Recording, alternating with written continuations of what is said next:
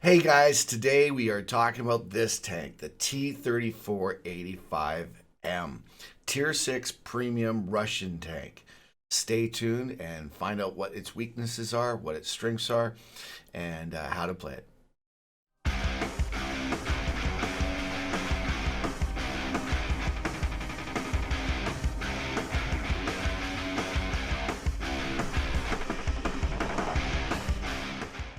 All right, guys, so this bad boy over here, man, I mean, this thing is great. This is one of the tanks that I absolutely love to play. This is why it's number 3 for the tank replays here. It's one of those tanks where it seems like I always make it through the game by the hair of my teeth with just a few HP left. I never really have to worry too much about the HP on this tank. It seems like I'll always make it through. I'll get slaughtered or I'll do okay and live with a little bit. Um, well, first of all, let's talk about the differences between this and the T-3485, the regular Tech Tree Russian Tier 6 medium, which is a great tank. Normally, premiums tend to be a little bit worse than the regular Tech Tree tanks, whereas this one is kind of arguable. I would have to agree with most that it would be better than the regular Tech Tree. Here's the reason why. Um, the T-3485, the regular Tech Tree one, we're going to call this one the M, and the regular Tech Tree one the T-3485. The regular Tech Tree one actually has a better gun. It actually has better speed. So the mobility is a little bit better and the firepower is a little bit better. Whereas the M has better armor, significantly the hull armor. It's like 30 more millimeters of armor on the hull armor at 75 rather than 45. It also has better gun depression. So it's really more about picking and choosing how, what you prefer. But myself in general, the gun's not too bad. Yes, the regular T-3485 has a better gun, better damage, rate of fire, whatnot. But this one's not bad. Yeah, it's got the regular T-3485 has better mobility. I believe it's 500 horsepower. All right, from what we know now, you could say that this tank's strengths would be the fact that it has great gun depression, it has great armor, it has a good loadout for the shells, it's got good damage and good mobility, and those are the kind of things that make you last long in a battle. So that's why it's so appreciated. Now, let's talk about weak spots. Okay, so in the looking at a tank frontally here, there's going to be your usual weak spots that we've talked about. This is a gun slot right here. You got a viewport right there. This whole little box, right? That whole thing is a weak spot. Okay, guys, you don't have to just hit the actual view holes there. This whole area right there is going to be a weak spot. Same with this. This whole area in here is going to be a weak spot because of the gun. Then, of course, you have, well, I don't know what you're supposed to call this, a cupola, captain's hatch, whatever the proper way of saying it. Randy's going to kill me. But anyways, whatever this is called, that's a weak spot. That's very low armor. And then, of course, you have your lower plate down here. If it's coming over a ridge or something, you can always hit that really easily. If they've covered it up, which they should try, you're going to go for the 2 weak spots here. Last but of course is the cupola. Now, on the side here, all along the bottom, just like the KB one, all along the bottom here, you can penetrate through to the hull. The other thing is from about here back is a nice little weak spot right there. You got your engine, your fuel, and all that. So you could, if you shoot back here and the side, or sorry, and the back end, and this side here, again, from about here back, there's a good chance you're going to be able to light the tank on fire if you're doing a mission. This is where the engine and the fuel is stored, so that's why you want to shoot there. Plus, the armor is thin, of course, along the back. And as for another thing, if you want an ammo rack, if you like watching this thing's turret come off, what you want to do is shoot the back of the turret or the back quarter, right about from here back. And right from about, see that metal rung used for climbing up? Say about halfway through that, maybe a little to the front, I don't know, something like that. From there, back, and then the back, and then from there, back. That right there is where they store the ammo. So if you get a good penetration in there, you get to go. So there you go, man. That's a fun place to shoot. But it's pretty typical. It's similar as the KV-1. Your whole ass end, of course, is a weak spot. The back of the turret's a weak spot. If you want to penetrate the hull, you go down here. As well, there's a weak spots back here. You can easily light the tank on fire or bust its engine or whatever you want to do there. And then on the front, you got the lower plate. You got the gun slot there and the viewports there. There is also killing the driver, which is more, you know how I said you can ammo rack by up here? The drivers are more like right there and right here. So if you get a mission, I'm just thinking for missions, if you get a mission where you have to take out a crew member, a T-3485M might be a good one if you shoot the front of the side of the turret right here. And again, right here. Another thing, which is kind of hard to see in this view here, but you see right here, this whole big chunk, that's the turret ring. A lot of people, we've talked about this a lot on stream, that the reality is tanks always have that ring there. And some tanks it's more predominant than other tanks. And in reality, if you shoot through there, that's one of the weakest spots on the tank. It's like the Achilles heel, because it's where they have to make it weak because it's got to be able to move around.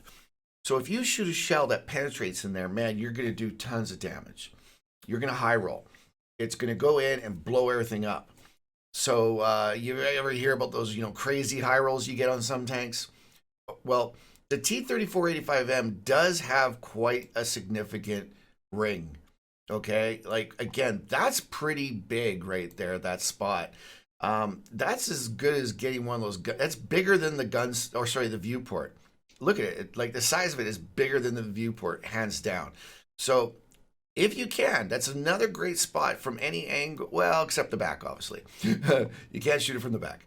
But from the sides and the front, that's a pretty good try, if you go in there. And the great thing is if you shoot it from the front and you put it up high, if you go low, you're going to hit a weak spot. If you go high, okay, you're not. But you run the chance of really rolling high on your shot.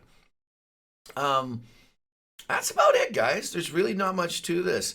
As for cruise skills, again, check out my how to play medium tanks, and we'll go over all the cruise skills. You're going to be learning repairs all the way up to, say, 110, 115%, then retrain them into, you could go with Brothers in Arms if you want. I always put 6 cents on my tanks first before Brothers in Arms.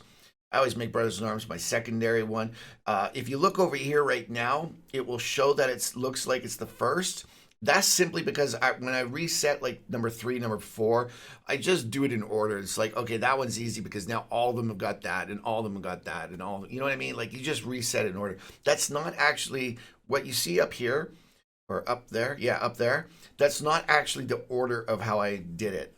It's just like I said, every time you reset, you get an opportunity to just input them in however you want. So I get my 6 cents on the commander, on the radio operator, which this tank has. You do your situational awareness and everything. But yeah, check that out. Check that video out. It will show you how to do your cruise skills on there really well. The other thing is equipment. As you can see right here, this is like, obviously I was playing with it on stream. I probably had another bounty piece of equipment on there, probably the bounty rammer. And I probably took that bounty rammer and put it onto another tank because that is what I would have right there on this tank. I use the vents, rammer, and turbo. That's me. Remember, guys, I always say that's just what I use. You don't have to use that. But I really like being able to get somewhere a little quicker in this tank. It's already got some pretty good speed, but I like to make it even better. And of course, vents and rammer, I absolutely love in mediums. They really help you shoot faster. And of course, the vents help everything. So it's a smart choice to have for your first piece of equipment in the power slot there. The other thing about this tank that makes it really good is the fact that as a premium tank, you want a tank that is going to be able to train your crews really well. Well, as I just said earlier, this tank has a radio operator. So it's good for the crews that you want to train up. We all know Russia has a lot of different medium tanks. Some of them have radio operators, some of them don't. So this is a great one to train your crew up, because if you're training a crew up in this, you can train just the ones for your tank that has no radio operator, or you can train the ones up for the ones that have a radio operator. It just gives you a great option. For those, there are quite a few tanks that do have radio operators, so for those ones, it's great. That's about it, guys. So let me know what you think of the video. I just wanted to let you know exactly how to kill this really easily. If you face it on the field, one weak spot there, one weak spot there, one big weak spot down here. And of course, the sides, the hull right here, back here, boom, baby.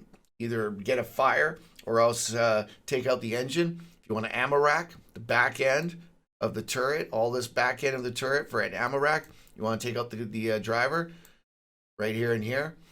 There you go. And of course, the ass end is butter. Now, again, remember, I'm just talking about a same tier or lower, okay? That's when you're looking for weak spots. If this is tier 6, if you're in a tier 8, just shoot it. You most likely, if you're in a tier 8 and you got the top gun of your tank, you're going to be able to overmatch all the armor, okay? So just bear that in mind, guys. If I'm in my this tank's tier 6, I will meet this tank, if I'm lucky, in my SU-130 PM. When I'm in my SU-130 PM, I don't have to aim for where I'm going to shoot on this. I'm going to overmatch all of it. I can just shoot at this thing.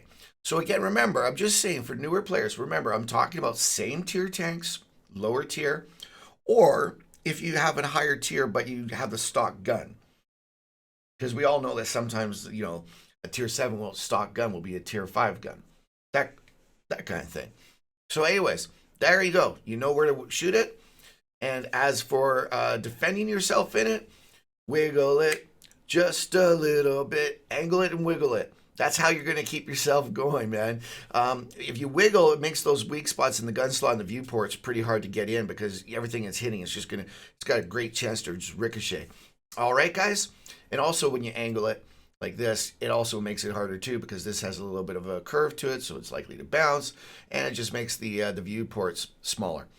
If you're looking there, it's wide. You go like this, all of a sudden it's going to be, more of an angle. It means it's going to be a smaller size to shoot.